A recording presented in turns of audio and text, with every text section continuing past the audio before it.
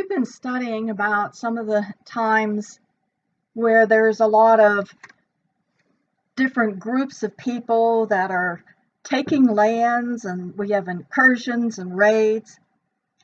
And the horse has played a very important role in all of this, but not just a horse, but some of the innovations that come with a horse.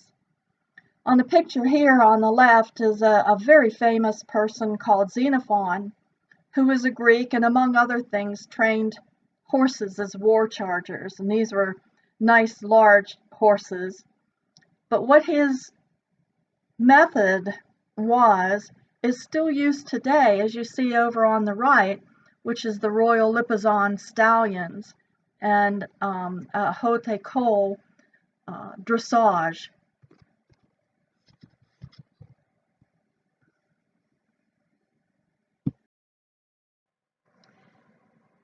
Interesting that we tend to think that maybe Europe is a founding place for these horses, but the horses that we're looking at came from Eurasia, the western, very eastern part of Europe, and Eurasia, eastward towards China. I wanted you to see a couple, maybe 4 examples of horses because they differ from each other. The first one on the top there is called Przewalski's horse. He's a native wild Mongolian horse and is the only wild horse that is in existence. And that's opposed to the feral horses that we have in the United States and Australia, for example. These are horses that have acclimated to the wild but were brought over from other places. They were almost extinct, but there's been a concerted effort of breeding to replace these horses on the in Mongolia, China area. And it was probably the basic stock for the first Chinese war horse. Also, we'll see that it has a role that it played in the Japanese war horse also. The bottom horse, you can see, looks a little bit different, kind of stockier or leaner, and this is the Mongolian horse. This is the horse of the Great Khan.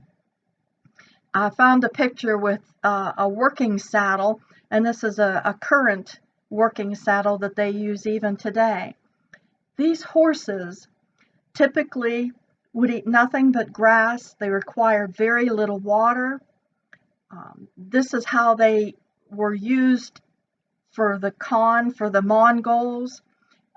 They could paw up the snow to eat the grass. They were so hardy. And the nomads of the Central Asian steppes have been documented as riding horses since 2000 BC. On the top right is a Japanese Kiso horse.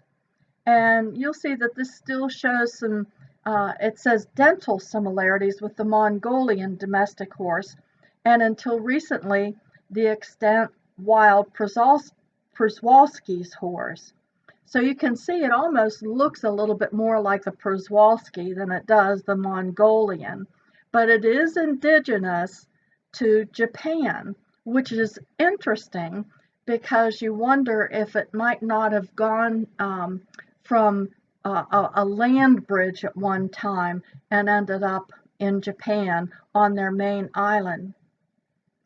Horses, I put an interesting fact there, are measured by hands, and a hand is 4 inches.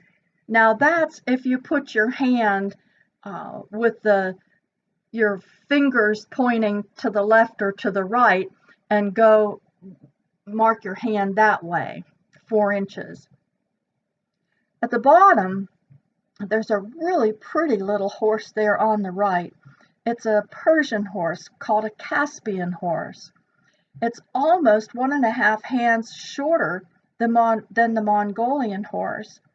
And I suspect that from what I read, it is made its way eastward from Persia most likely to be used as some breeding stock, but it would be used only in a certain way because, for example, the Mongolian horse had been bred with other horses, but it takes away from the hardiness, and so they stopped doing it.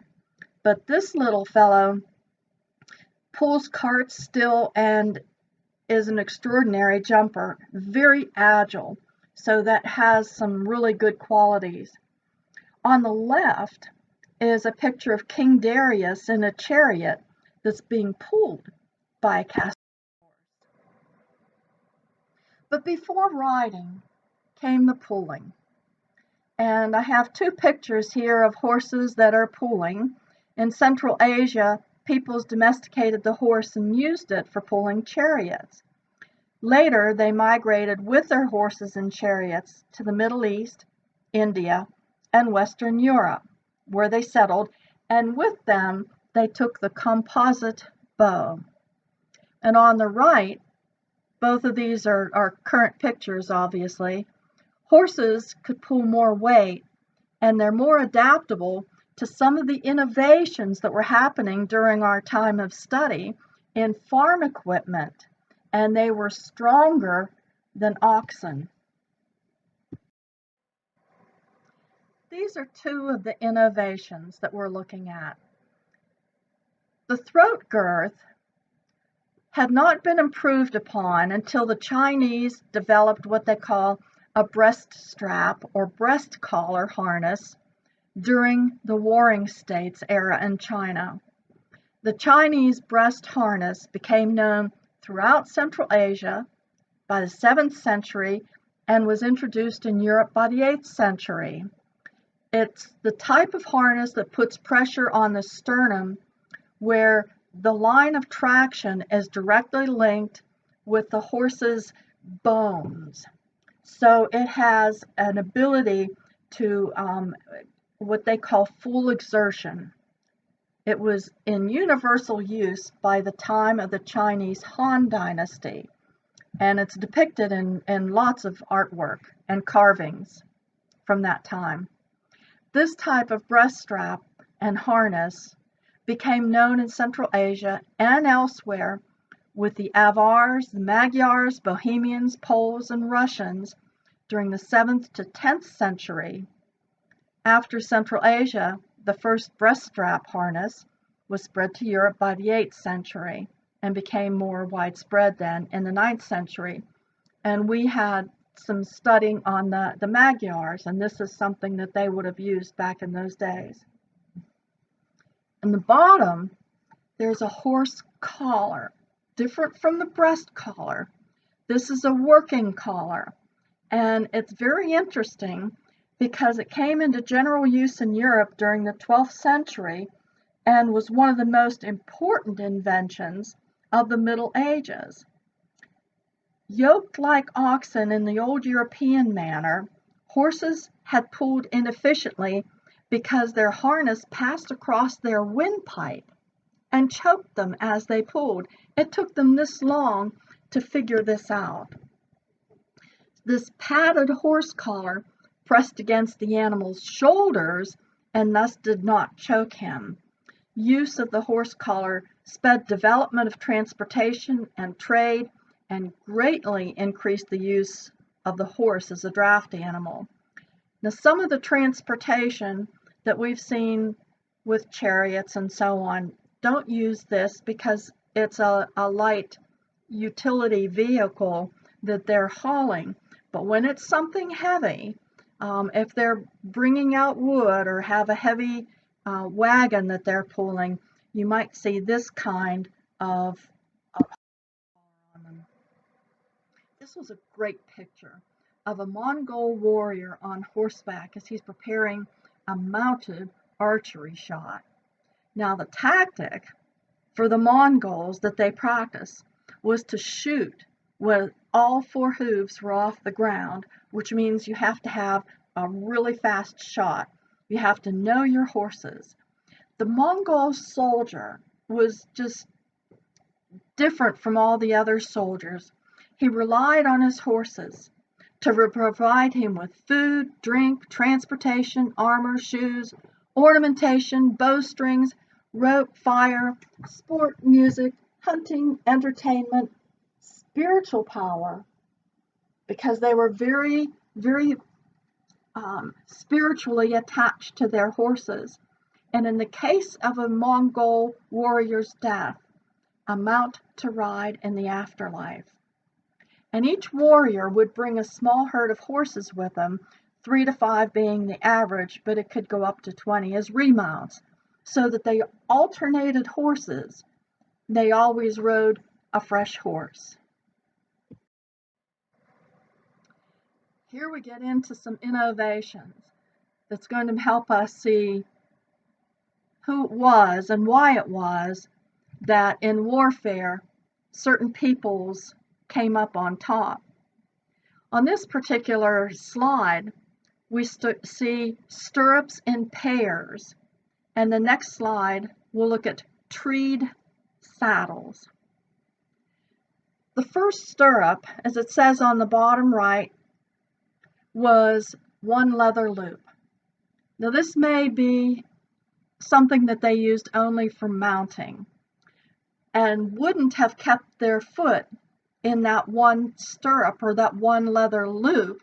It would put them off balance, and if they were dumped by the horse, there would be a good chance that their foot would not be able to be quickly removed from that, and there would be a chance that they would be dragged.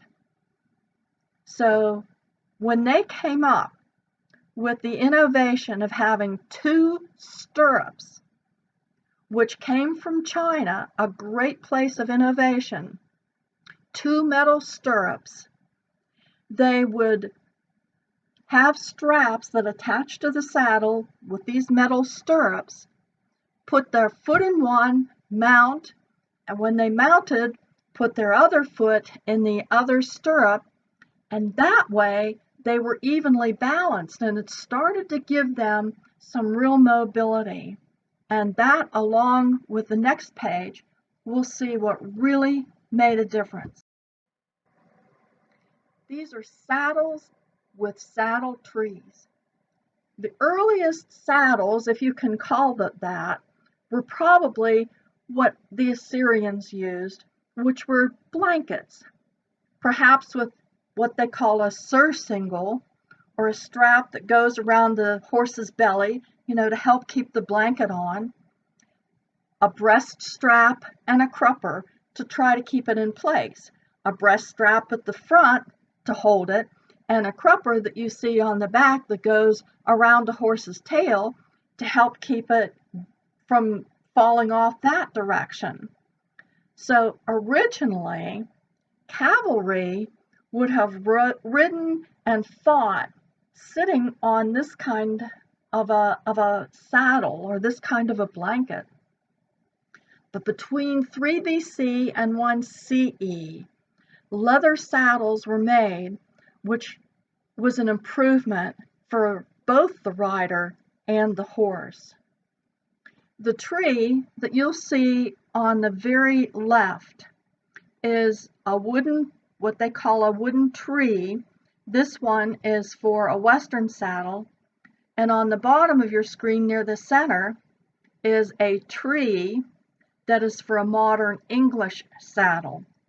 But what you'll notice from these frames, these solid frames, that when they're covered with leather and put on the horse, you can tell by seeing this tree that a rider's weight is now distributed. It's not just on the horse's spine. And because it's distributed along with the 2 stirrups, you have a very maneuverable rider and a very maneuverable horse who doesn't tire easily anymore.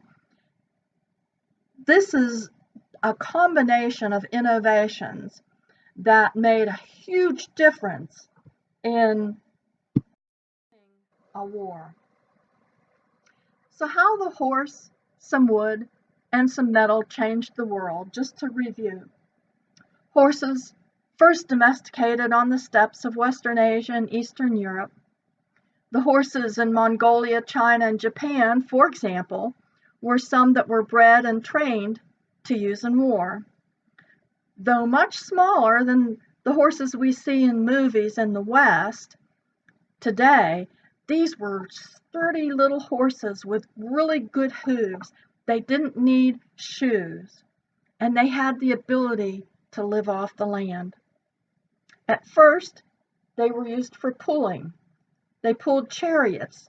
There would be a driver who drove the horse or horses, along with one or two archers.